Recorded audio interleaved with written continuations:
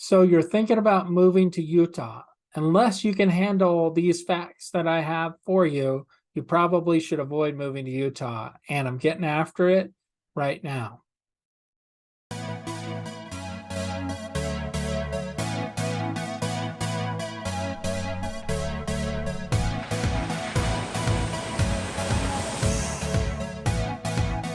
Hi, I'm Greg Spackman, and I'm here with the Living in Salt Lake City channel. And this is all about living in and everything there is to do, like eat, sleep, play, and have fun here in the Salt Lake City area. So if you're into that sort of thing or want to learn more about it, then please subscribe to this channel. And I've been getting so many calls about people that are looking to move here to the Salt Lake City area, and I absolutely love it. So if you're thinking about making that move, please give me a call, shoot me a text, send me an email. I've got your back when you're moving here to the Salt Lake City area. Number one, you really need to love the outdoors. There's so many things that you can do outdoors here in Utah. And if you aren't going to take advantage of that, then Utah may not be the best area for you to be. But you can snow ski here, you can water ski, you can hike, you can camp, you can fish, boat, kayak, paddleboard, pretty much anything that you want to do outdoors. Some of my favorite activities in the outdoors are taking my Jeep out and going four-wheel driving. There's a ton of different trails. You have Moab that's like 4 hours away. That's probably one of the best places in the US to take your Jeep. Then we have places like American Fork that you can go with your Jeep. And then there's my other favorite place that we go all the time, which is called 5 Mile Pass. So just know that you can do a ton of things jeeping, hiking.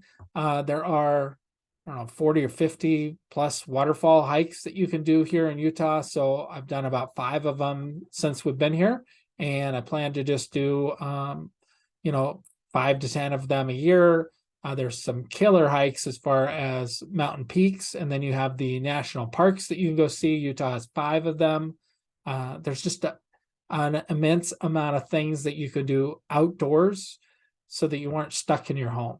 And just when the weather changes, then it switches. Like right now it's wintertime, so the ski slopes are getting ready to open in the next like 2 weeks. They'll be open.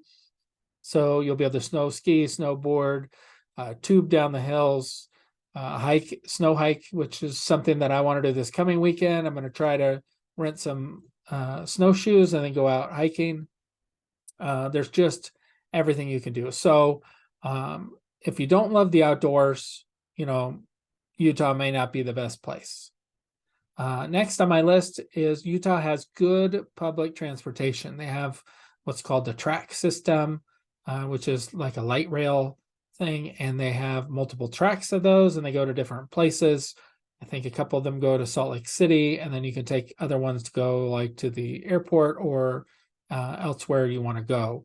But they have a good light rail system. Then they have buses that are pretty good. And then they also have like a train sort of system. So I don't know a ton about the trains yet because I haven't ridden one. But that's on my short list.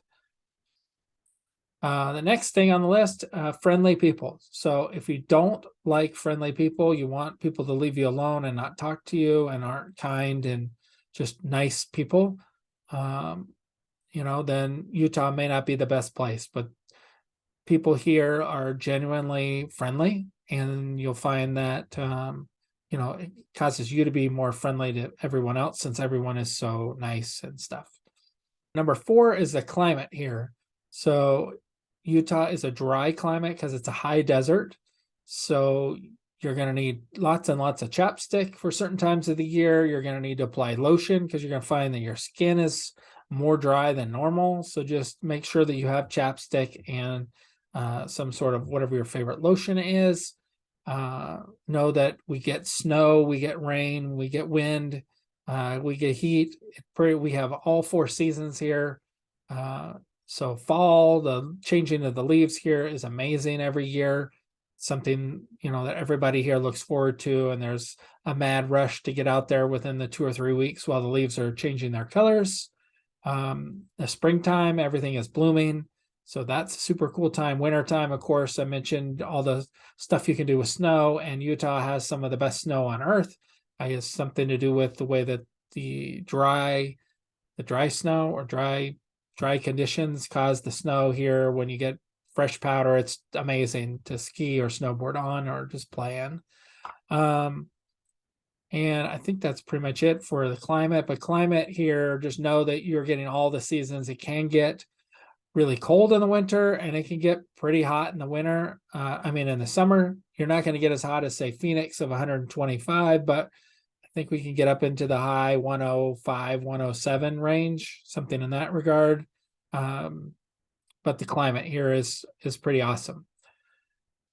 Utah has a strong economy, so it has super low unemployment. It's easy to get a job here. You can get a good paying job. There's lots of tech jobs. You have places like Adobe has a building here.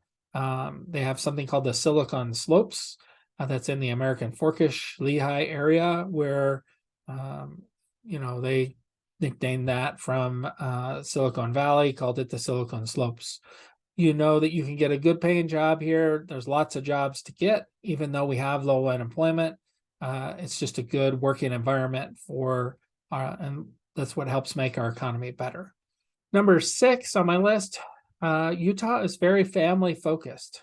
Not that you can't live here if you don't have a family, but it's very family focused. A lot of people have lots and lots of kids, and that's, I think, due to the church's influence or just the church. You're going to find that people have 4, 5, 6, 7, 8, 10 kids. There's just lots of families and lots of kids here. But you're also going to find that when you get closer to Salt Lake City, that it changes, and the families are not necessarily super close there. So you can definitely live here if you don't have a family or don't plan on a family. Number 7 is the air quality here. I've heard that it's pretty bad. I haven't noticed it be super, super bad. My app has warned me a few times about the air quality being poor. We have something called the inversion layer here, which runs November to April-ish area. And that's something that happens where the warm air gets trapped by the cold air, and it just causes this funky haze, I guess, in the air. And it's not great for breathing and stuff like that. So if you need really good air quality, then Utah is not probably the best state for you to live in. Number 8 is Sundays. So when you move here and you figure out what Sundays are all about, you'll see that Sunday, if you are a member of the church, then Sunday will be like normal for you. However, if you're not, then you'll find that shopping is better on Sunday, like going to the grocery store or just going out for shopping, should those stores that you're going to shop at be open. Don't worry, like gas stations and grocery stores and all that are open on Sunday. But it's kind of interesting here that certain places are closed. Like one of our favorite restaurants that we get sometimes on Sunday is El Pollo Loco. They have if you get like a chopped chicken breast and a salad and the creamy cilantro dressing, it's really good and it's pretty healthy for you. But almost all the El Pollo Locos are closed, except there's one that's an extra 10 or 15 minutes further from us. So I have to do that extra drive when we want it on Sunday. Number 9 is the high real estate prices. So know that Utah in the past, before the secret got out about Utah, pretty much everywhere, but the more and more people have just moved here and just driven prices up and up and up. You're gonna, probably pay in the $550 to $750 range for a home, and a condo $350 to $550, depending upon what areas you're looking at. And each city is going to have different pricing. So just reach out and I can help you with what city when you're looking to know what that price range is, or just comment below and I can answer that as well. But real estate prices here used to be really affordable, and now they're not so much right now. However, the market is kind of changing. So now even though interest rates are pretty high, now is a good time to take that step and make a move, because we can actually negotiate price on your behalf. We can actually get you repairs done. We can most likely get you some sort of closing cost assistance. And the previous 2 years, you were just paying $100,000 over asking. You were doing whatever the seller wanted to get in your home. So that's all changed. Next on my list is the drivers here. So if you're looking for good quality drivers, safe drivers, Utah is not the place. We have some of the worst drivers that I've seen in the nation from the states that I've been to, and that's quite a few, but they just are awful. They drive super fast. They drive pretty reckless. They make stupid turns. Like when I think 2 or 3 weeks after we moved here, we saw this dude cut across 3 lanes of traffic and then spin his car and slam into the wall. And it just was for no reason, just because he missed his off ramp instead of just going up to the next off ramp and turning around. But no, we just have really bad drivers here. So be very careful when you're driving, be super alert so that you're paying attention. 11 is that there's a large LDS population here. It's something like 62% of the state is LDS or Mormon faith. Not that we've seen any issues with it, but if you aren't Mormon or you are, you should know that Utah could be the right place for you, regardless of that. But know that, there are a lot of people from the one specific church, where, most other states, I think it's pretty well split out among religions. Number 12 on the list, strict alcohol rules. So Utah has probably the worst alcohol rules. So if you're a drinker, you love to get your drink on, know that driving limit here, 0.05. You're going to have to go to a state-run liquor store to get any of the good stuff. Grocery stores do sell beer, but you're going to have to go to the state-run store to get wine or anything else. Any of the good craft beer type stuff you're going to get at the state store. You're not going to be able to get at the grocery store.